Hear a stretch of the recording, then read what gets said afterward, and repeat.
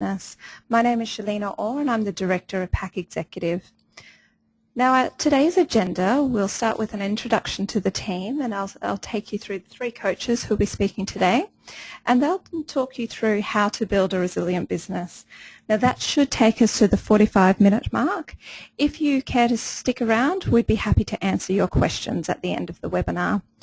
After the webinar today, we will be recording, and I can send you a link so that you'll have access to this later.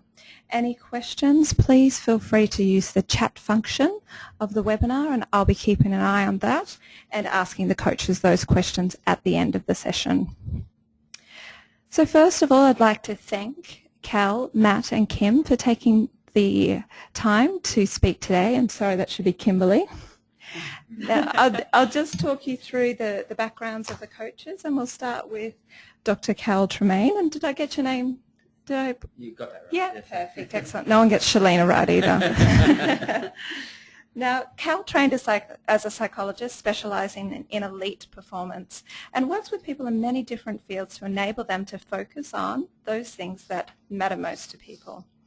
These include surgeons under time pressure to complete the job before the anaesthetic wears off, bankers to have to tune out the white noise and focus on their big ticket deals, lawyers who have to think logically under intense pressure, Olympic gold medalists who have to manage the pressure, expectations and the intensity of competition, and knowledge workers who have to deal with information overload, hundreds of emails and feeling stretched and overwhelmed. Kell has had much success with senior executives of some of Australia's leading companies.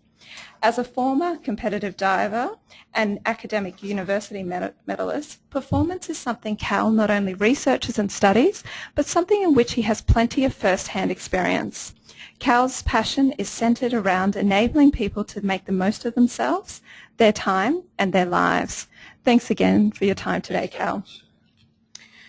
Now, we also have the lovely Kimberley Hannagan sitting beside me, and that's not to say you're not lovely, Kell. Now, Kimberley makes connections between people, processes, concepts and ideas. She is thus a natural facilitator, mediator, process builder, negotiator and conflict resolver.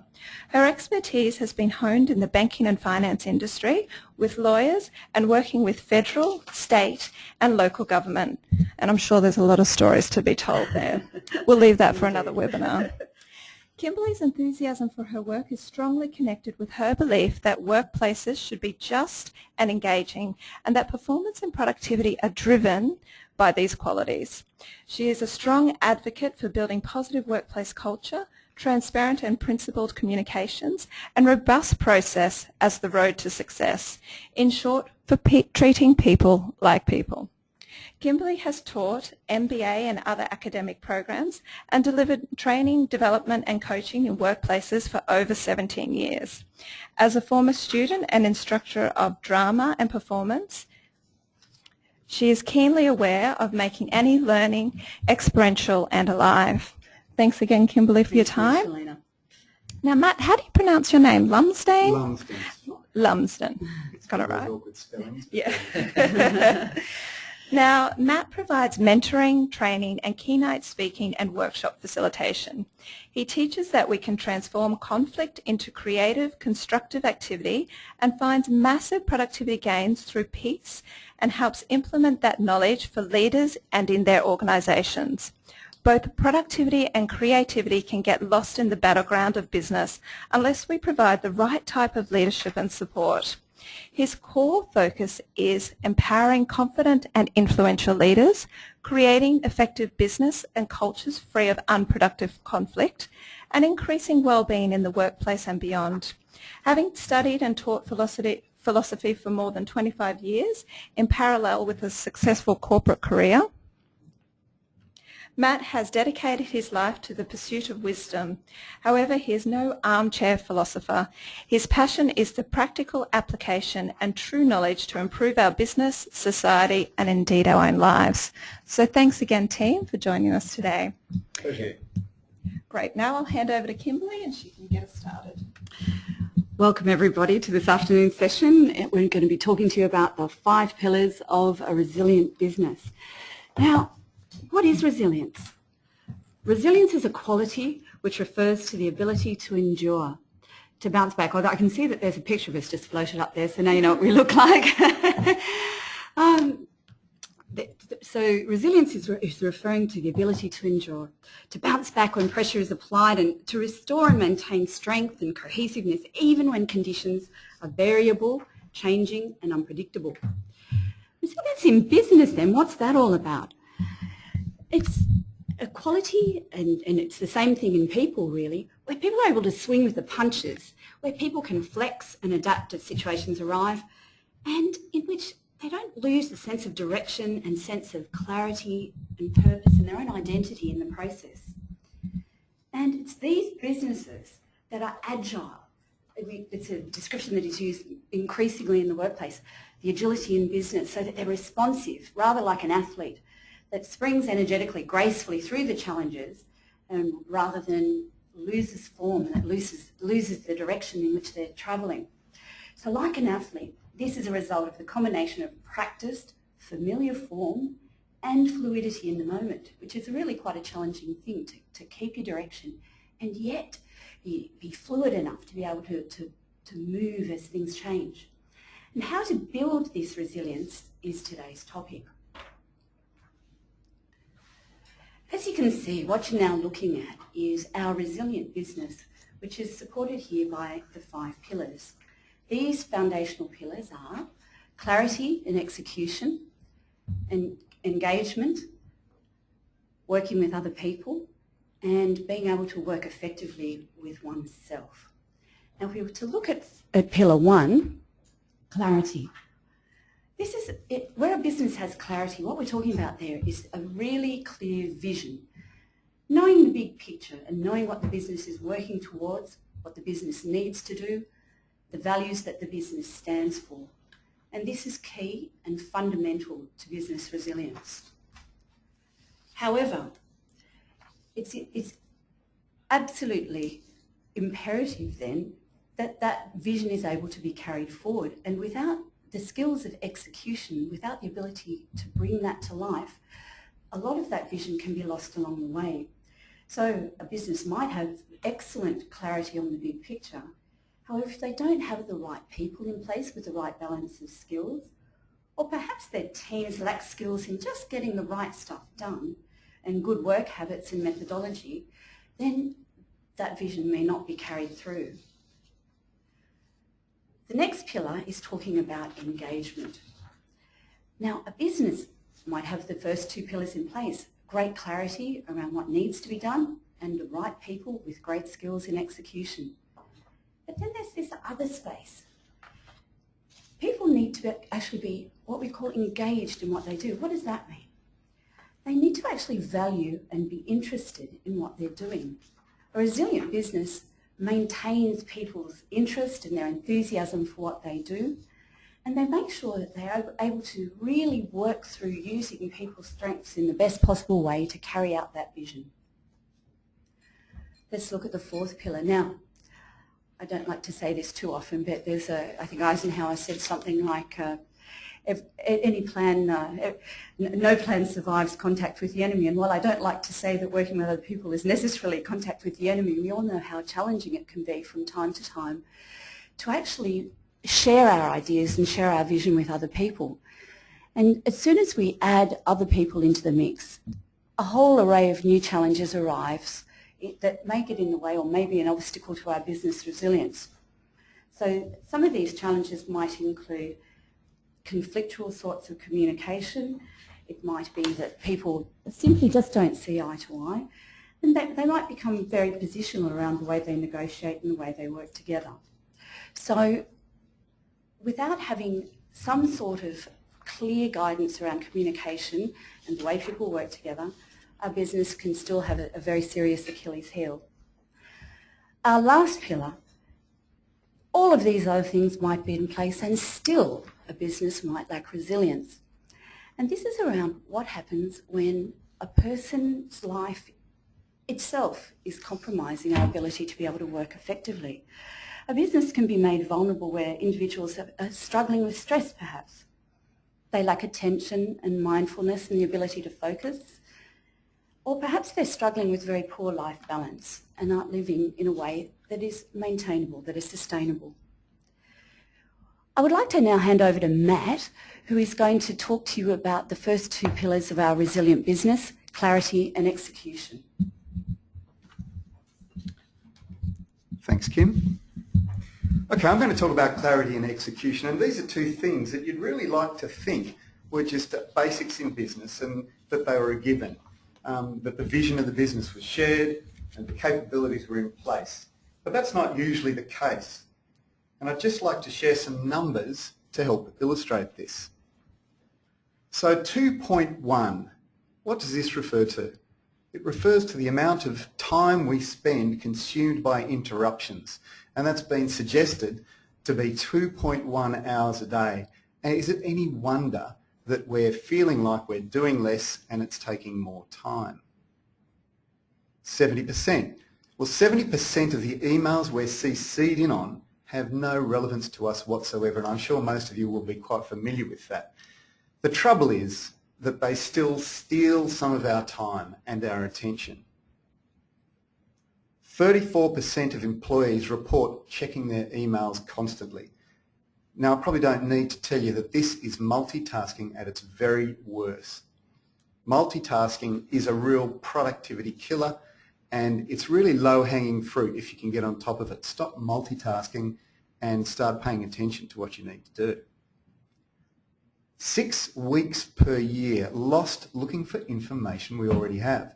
For most of you, that's half as much time again as you have annual leave. Wouldn't you like to get some of that back? And 60% of our time is spent on activities which will have no impact in the long term. Now, I think it's one of the issues we have to face. Too much short-term thinking, not enough long-term thinking, and perhaps this is one of the reasons. So these are some pretty incredible numbers, I know. How does it happen? Well, it boils down to this statement. Most people have never been taught how to work. Now, probably many of you are quite high achievers, and you find this a little bit of a strange statement. But the fact is, we go to school and we learn there. We go to university, perhaps, and we learn there. And when we get to work, we're not really sat down and told how to do it. A lot of the time, we're just left to our own devices. So let's just work through a bit of an example here. Let's start with the fact that we have paper files to deal with. You need to organise your paper, and you probably use a filing system, either on your desk, in a drawer, or in a cupboard. And if anyone's desk looks a little bit like this, they're probably already starting to feel a little bit anxious. We were going to ask you to send in some photos of your desks, but that might just chew up a little bit of bandwidth. It might be a bit embarrassing. But when we ask people why they choose their system, most people say they've just sort of worked it out as they've gone along, worked out what seemed to work for them, because people haven't been taught how to do it. What about email, the dreaded email? Have any of you ever been stressed out or overwhelmed by the amount of email you're getting? I dare say you have. I can still remember the first time I received an email, and I felt pretty important. It was pretty exciting. I thought I'd really made it because someone had deemed it to send me an electronic message. Well, I can tell you I don't get the same sense of significance these days when an email comes into my box. Now, most of us are just given our email software to deal with. You're given Outlook or Lotus Notes, and just, it's expected that you know how to deal with it. But when we do ask people how they deal with it, how they manage their emails, most people say, well, I open it up first thing in the morning, I check it in between meetings, I check it when I'm having a coffee, I check it all day, and then I check it again when I get home after work.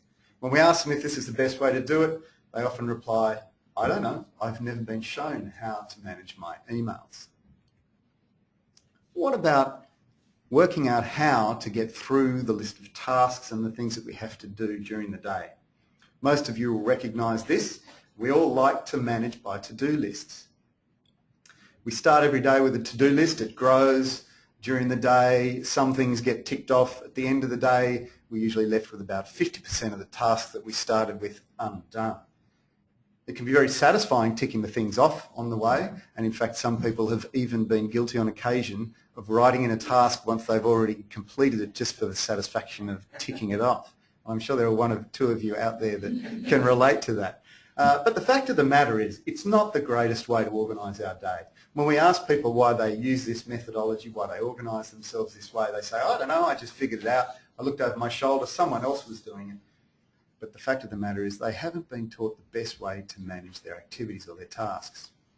And now let's look at clarity a little bit further and explore this a little further. Typically, the way that a company gets clarity and executes on clarity is through the corporate cascade that you can see here. They might employ a bunch of high-paid strategy experts to set the company strategy, and this then gets handed down to the divisional goals, the divisional chiefs who set their goals. These, hopefully, get translated into some meaningful key performance indicators, which then translate into key projects and activities that people should be doing in their day-to-day task.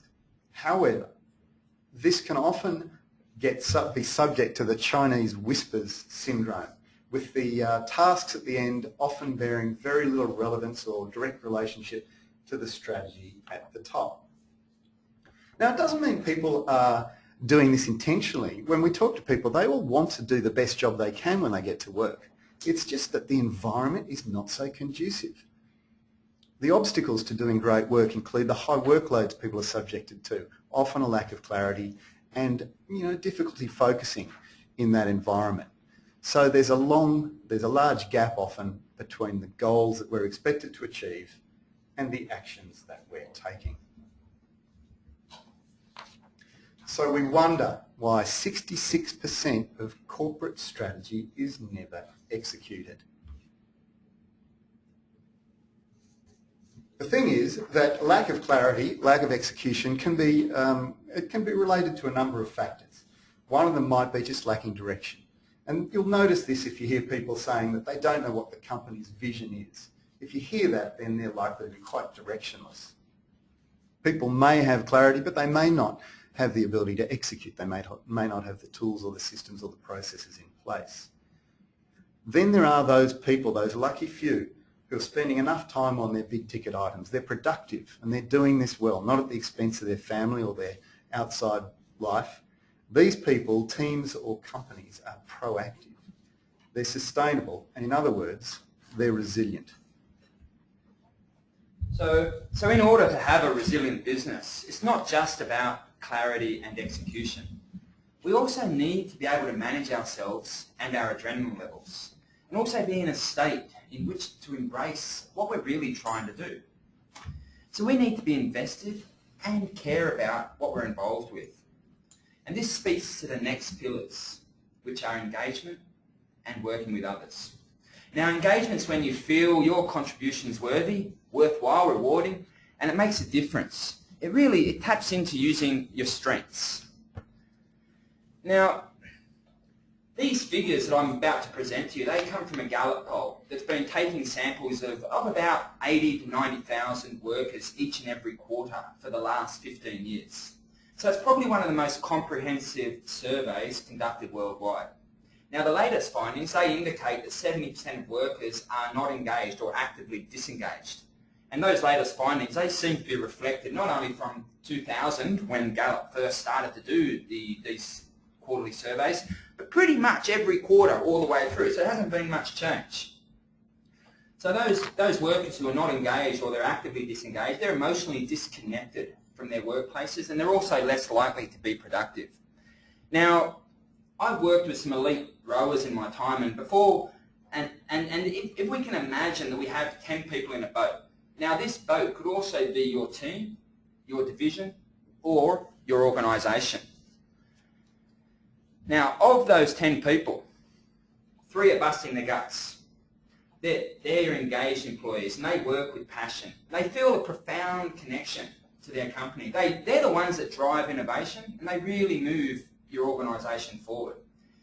Now, it's these engaged employees, they're the ones that build your new products and services. They're the ones that generate the new ideas. They're the ones that also create your new ideas and customers. And ultimately, they help to spur the economy on. Now, you can see an engaged employee a mile off, as these are the employees that are involved, they're enthusiastic about, and they're committed to their work. They also know the scope of their jobs, and they look for new and better ways to achieve their outcomes. Now they're the ones that are 100% psychologically committed to their work, and they are also the only people in an organisation who really go out and create new customers. Then of those 10 people, of those vote of 10 people, there are 5 who are looking just at the scenery. They're the non-engaged employees. They're essentially checked out. They're sleepwalking through their workday. They're putting in time, but they're really not they're bringing their mind, but they're not necessarily bringing their heart to the work. So they don't really have any energy or passion, and they don't bring that into their work. They have a word for this, and that's presenteeism. Now these guys are a little bit more difficult to spot. They're not hostile or disruptive. They show up and they kill time with little or no concern about their customers, productivity, profitability, waste, and so forth. What they're really thinking about is about lunch and when their next break's going to be. They're essentially checked out. Surprisingly, these people are not only a part of your support staff or sales team, but they're also sitting on your executive committee. Now in your boat of 10 people, there are 2 who are actively trying to sink your boat. Now Gallup estimates that just in America alone, these 2 people in your team or in your organisation, these 2 out of the 10, so 20%, they actually cost the US economy $450 to $550 billion each year in lost productivity. Now these guys, they're more likely to steal from their companies. They're also more likely to negatively influence co-workers, miss workdays, and drive their customers away. Now you can spot an actively disengaged worker a mile off. These guys, they're not just unhappy at work, they're actually actively busy acting out their unhappiness at work. Every day, these workers, they undermine their engaged they undermine what your engaged co-workers try to accomplish. So the actively disengaged employees are more or less, they're out to damage the company. They monopolise the manager's time. They have more on-the-job accidents. They account for more quality defects. They contribute to shrinkage, which is another name for theft. They're sicker. They miss more days, and they quit at a higher rate than the engaged employees do. Whatever the engaged employee does, such as solving problems, innovating, and creating new customers, the actively disengaged try to undo. Now, this is according to 2013 research, but as I said before, pretty much there's been no change across all the quarters from 2000 all the way through to 2014, which was the last survey that was done in December 2014. So pretty much you can see here that 30% of your workers are engaged, just over 50%, 52% are disengaged, and 18% are actively disengaged. Now why does this matter? Well, this Gallup research has also found that the top 25% of teams, so they're your most engaged teams, versus the bottom 25% in any workplace, so that they're the most disengaged. They have nearly 50% fewer accidents and have 41% fewer quality defects. What's more, teams in the top 25% versus the bottom 25% incur far less absenteeism and turnover. Now, I know this slide, there's always one slide in a slide deck that has too much information, and this is it, but I don't want to spend too much time on this. But if you're interested in the bottom line, literally the bottom line here, profitability and productivity, you can see that the top 25% of engaged teams have far more productivity and profitability than the bottom 25%, who are the most disengaged teams. So, again, talking bottom line, let's talk earnings per share. What you can see here is that engaged organisations, they experienced 147% higher earnings per share compared with their competition. So this makes boosting engagement important to you, your team, and your company. So I imagine you might all be wondering, what is the best way to boost engagement? Well, the number one way is to bolster trust in management. So if we go back to the analogy of the boat, our boat needs a captain who is not only competent, but who the crew feels is confident, in whom they can have confidence in the knowledge that captain has the skill to keep that boat afloat. But this is a tricky area because trust isn't easy to come by. It's not something that can be bought or manufactured. So, the next how? How does trust in management actually become established? Well, here it is. The first one is that leaders need to actually demonstrate care for their employees. The second one, to demonstrate integrity so that what they act, the things that they do, is reflected in the things that they say, and there's a wholeness about their actions. And the last one there, to demonstrate competence. And so this actually looks relatively simple. However, when you consider that we are all operating in a constant world of evolution, particularly technological evolution, but cultural evolution, things change quickly. And our ability to both be and appear on top of our game is challenging, to say the least. And as we face those challenges and as our adrenaline rises in high-pressure situations, our ability to be sensitive and to demonstrate care is often somewhat compromised, even if our intention is good and we really do care. However, there are some really positive observations that arise from the engagement study which point to some clear practices which establish and build trust through these three key factors. As was demonstrated, and Kell was talking about the boat where you've got people who are actively actually trying to sink the boat, what I'd like to really focus on here are those people, because that's where a lot of the risk in your business and in your organisation, that's where the risk is sitting. So one of the practices that a leader or a manager can engage in is simply ignoring the team and really not paying any attention at all to them. What I'd like you to have a think about is, what percentage of people do you think would actively disengage, would choose to actively disrupt, if the manager simply ignored them? Write down a number right in front of you there. Alrighty, let's have a look.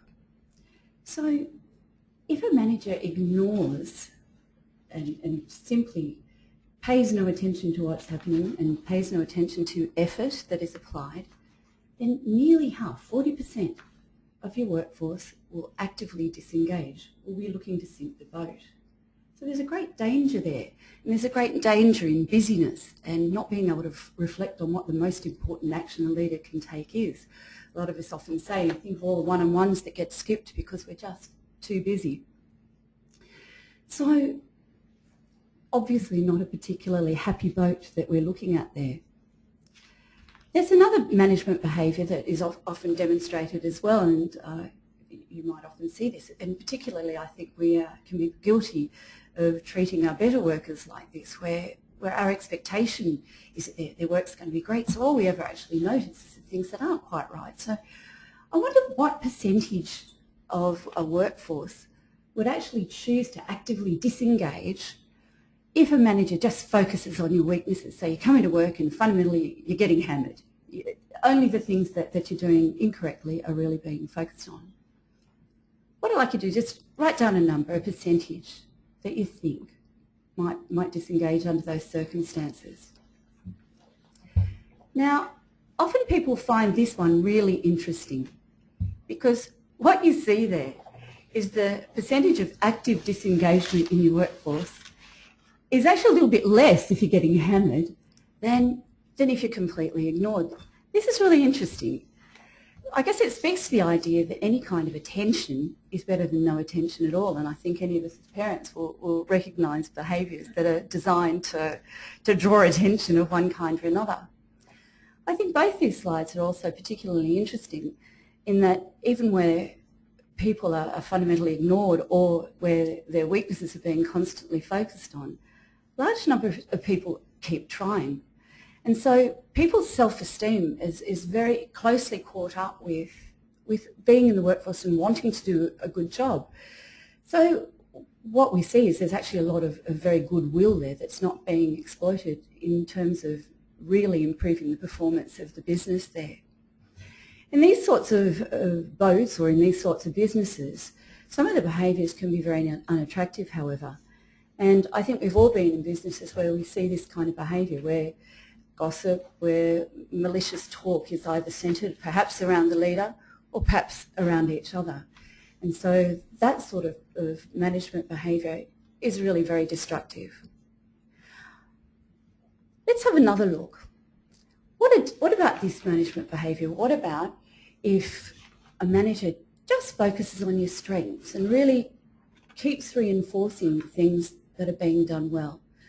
Just write down a number in front of you. What percentage of your workforce do you think would actively choose to disengage if their leader is actually focusing on the things that they're doing well? Not surprisingly, perhaps, just 1%. I think the power of this slide almost speaks for itself. That's a huge difference, isn't it? So if a manager, if a leader can actually draw out what people are really good at doing, not only do they get a real gain in performance, but they're also contributing to the quality of these people's lives. They're 6 times more likely to be engaged in their work, but not only that, 3 times more likely to report a better quality of life. There's some nice research that sits around this, and this is done by a lady called Barbara Fredrickson. And what she discovered is that when sitting in workplaces, there was a kind of a formula that sits around this. And in workplaces where feedback and the sort of acknowledgements were around about in these proportions, 3 positives to 1 negative, that represented businesses that were flourishing, that were doing really very well. If that number slips to below 3, then it starts pretty much on the road to ruin, where our business is really under risk and is threatened. There's an interesting space on the other side where the number of positives exceeds 13.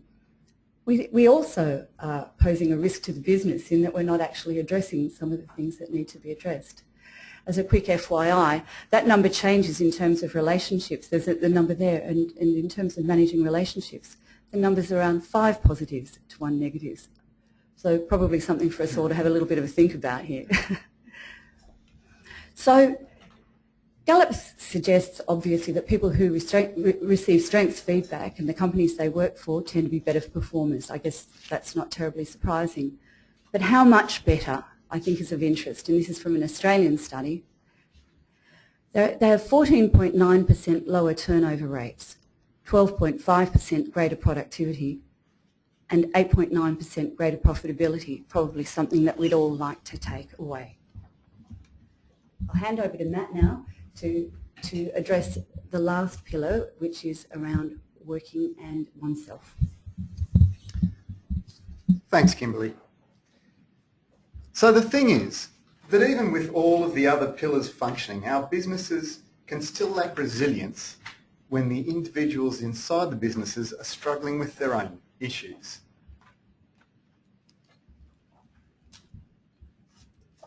And this is the situation in many workplaces.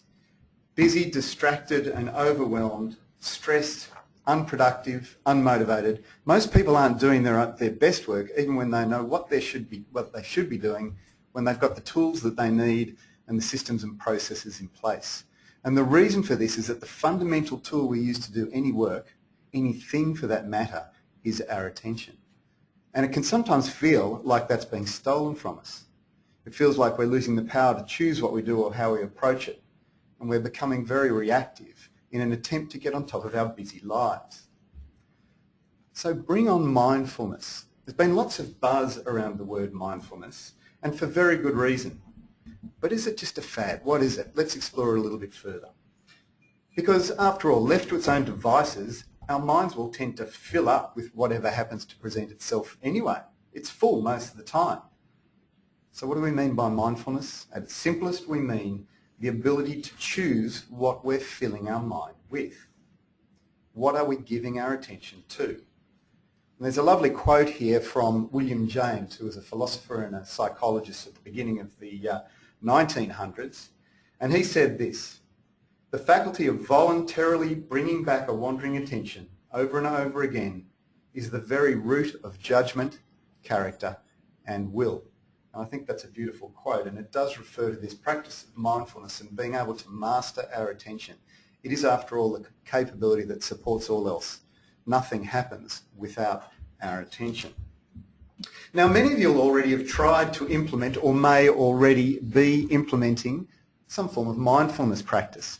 And I'd really love it if you can, if you're giving me your attention at the moment and haven't gone off checking your emails and things on your smartphone, then could you please just put your hand up if you're currently meditating or actively following some sort of mindfulness practice.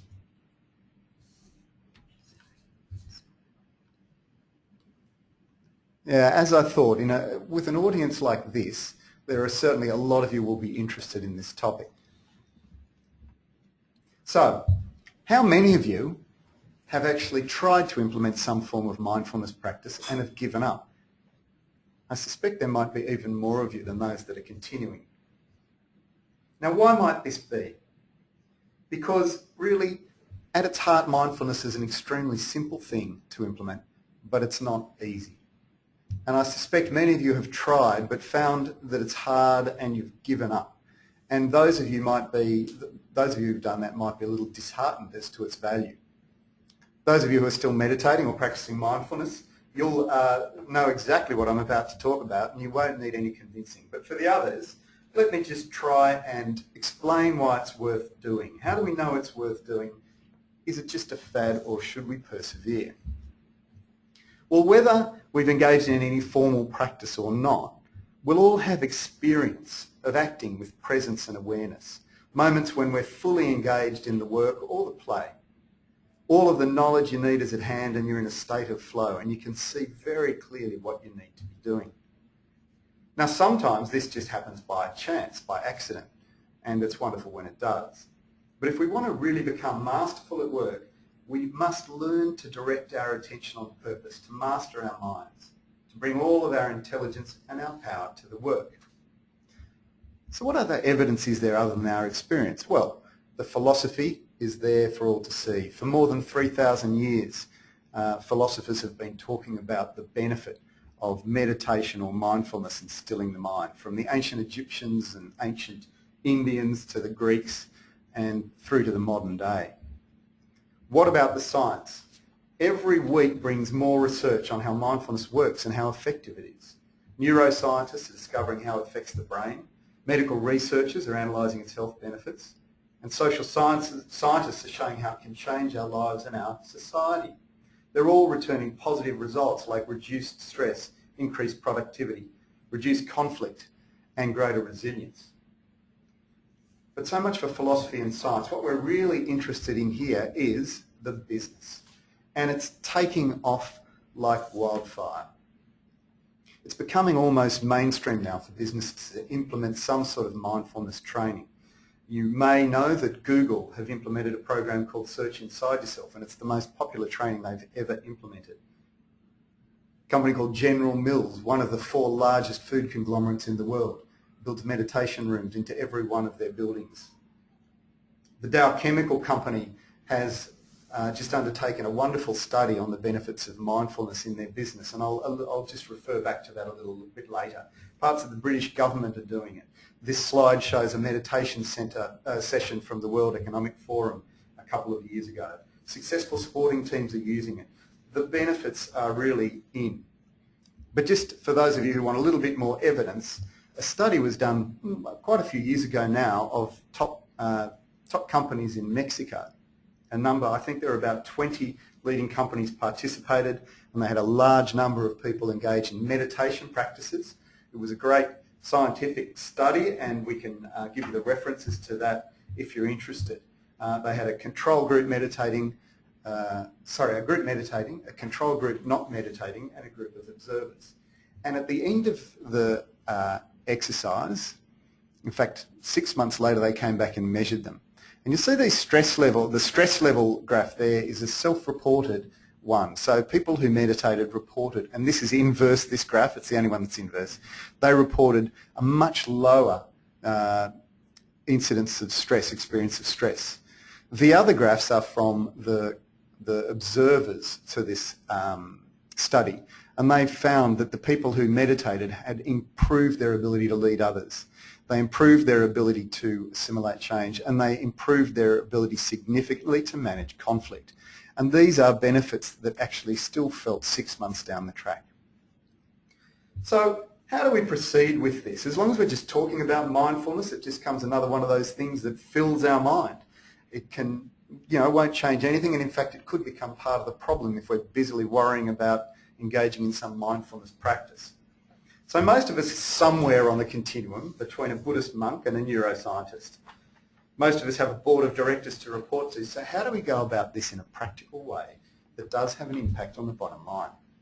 Well, the good news is that it doesn't take much time. As little as 5 minutes a day engaged in a mindfulness practice while we're engaged in work can be really helpful. And there are many simple ones that you can be taught and have great impact. There's a quote from the Dalai Lama, who was a very, very busy, is a very successful, busy person that you'll all know, has a busy schedule. And he commits to a practice of meditation 1 hour every day. And he was asked how he does this on his really, really busy days. An interviewer said, how do you do this? How do you sacrifice an hour a day to meditation? And he said, it's very simple. I just commit to it. I just meditate for an hour a day, except on those days when I'm really busy. On those days that I'm really busy, I meditate for 2 hours a day. So for those of you who think it's still a little bit touchy-feely and may not be convinced, I will just draw your attention to the results, the final conclusions of that Dow Chemical Company study into the benefits of mindfulness practice. I quote, "Our results suggest that mindfulness training is more than just an effective stress management solution, but an efficacious intervention for the development of positive organisational behaviour, which can be used throughout the employee base. Widespread application has the potential to result in significant employer competitive advantage through a combination of improved employee well-being, enhanced human performance and decreased healthcare costs." I don't think I can recommend it any more strongly. Thanks, Cholena. Fabulous. Well, we've had a fairly full 45 minutes, and I hope you've learned as much as I have about how to build a resilient business. And clearly the evidence is in that it's all about clarity, execution, engagement, working with others, and managing self. I hope that you've taken some learning out of today, and in a moment I'll take any questions and I'll ask the panel your questions. What I wanted to do though first was just tell you a little about our business. Now, Pack Executive helps you, your team and your company become and stay leaders in your field. Now, if you'd like to work with Matt, Cal or Kimberley, please get in contact with me or one of our coaching team, and I can talk to you about how we can help your business and how we can help yourself personally. Likewise, we have our productivity intensive starting at the end of the month, and I'll send you some further information about that after today's session. So thank you. We've already got some questions, which is fantastic. Now, the first question is, do the Gallup engagement results translate into the Australian public sector? Now, Angela, thank you for that, and we don't have any figures on us now, but I will ask Cal what he thinks in terms of the engagement results there. Yeah, that's a really good question. When looking over the Gallup research, what they do is they de-identify the companies and they de-identify so that particular companies aren't known in that regards. But what they do tell us is that from about 2000 onwards through to 2015, the percentages haven't changed. Now, my understanding of the Gallup research is that they don't make differentiation across public service and private companies. But however, I will look into that and come back to you. Perfect. Thank you, Angela. Look, the next question is for Matt. Now, Matt, I'm sure most of us aren't going to commit to an hour a day. So what's your recommendation for someone who's starting a mindfulness practice? What would you suggest to them? The answer to that is simple, Cholena, 2 hours a day. No, quite seriously. It has been shown that just even 5 minutes a day engaged in rest, real mental rest, and that's what it's about. It's about calming down what they call the monkey mind, which darts about all the time. effectively all you need to do is to sit anywhere in the office. You can do this in an open plan office and just connect with the physical senses. Often it's just connecting with the listening. An effective way is connecting just with the sense of touch, of the breath, just the breathing. And you can do this without crossing your legs or dressing in orange, and you can do it without your colleagues even noticing. But just doing that even for a minute at a time between activities can be really effective, and just regathers all our powers really, and then we can give our attention fully to the next task. So it doesn't have to be time consuming. Perfect. Now, still send through your questions. We've got a little bit more time to answer them. The next question is for Kell. Now, Kell, in terms of coaching for performance, how does your work with the white-collar sector differ to your work when you're coaching Olympians? Well, there's a lot of similarities between, say, in the corporate world to the athletic world. Both need to be performing at a high level. Both need to be focused on the things that matter most, and also both need to nurture the relationships with the direct reports in the corporate world and with the support staff in the athletic world. So in regards to the question, yes, there are differences in the context, but it's quite similar. In terms of how the coaching would carry out. Mm-hmm. Do you find that the Olympians are just better looking and better bodies? Well, on average, they're usually taller, slimmer, than the general cohort. Now, Kimberley, I think you may be able to answer this one. Now, you talked about clarity. What does that look like in terms of building a strategy? And I'm sure that will take more than a few minutes. But if I were to say to you, I just don't have the strategy formed, what would you tell me to do as a CEO of a company? Where would I start? Okay, thank you, Cholena. If we were to look at developing strategy, we would initially work with the team to ensure that the goals are clearly articulated. One of the things that we find very often in walking into a business is that we begin the work and find that they themselves are not particularly clear on what it is that they're trying to do, and so that lack of clarity follows all the way down the line. So the first thing we need to be able to do is to make sure that those goals are articulated in very clear, plain and simple language. Following on from there, we need to set up a structure or a set of behaviours that enable teams to be able to share in that vision, because while, as we all know, sometimes we can get very excited and enthusiastic about a particular vision, and when we try to share that with others, suddenly those lights don't seem to be going on for them. So there are practices that we can put in place that enable that vision to be shared, and not only shared, but able to flex and to be able to be responsive to changes in the environment as they go forward. Because there's an equal danger, I guess, in lack of clarity, where a strategy becomes fixed and written in blood, where the environment itself is actually changing. So we like to promote an idea of sort of conversational management practice which keeps everybody on board and keeps everybody's vision shared, clearly articulated, and therefore able to be executed and worked together on. And so this we find makes a fabulous difference in organisations. Fantastic. Excellent. I really put the three of you on the spot there, so thank you very much. It looks like that closes out our questions for today, so thanks again, everyone. Thank you for attending today. We've had a lot of interest prior to the session, and as promised, I will share the recordings early next week with you. So I'll sign off now. If you've got any further questions that you didn't get a chance to ask today, please feel free to email me, and that's cholena.orr@pacexecutive.com. or give me a call. My phone number is 03 9602 9890. Thanks, everyone.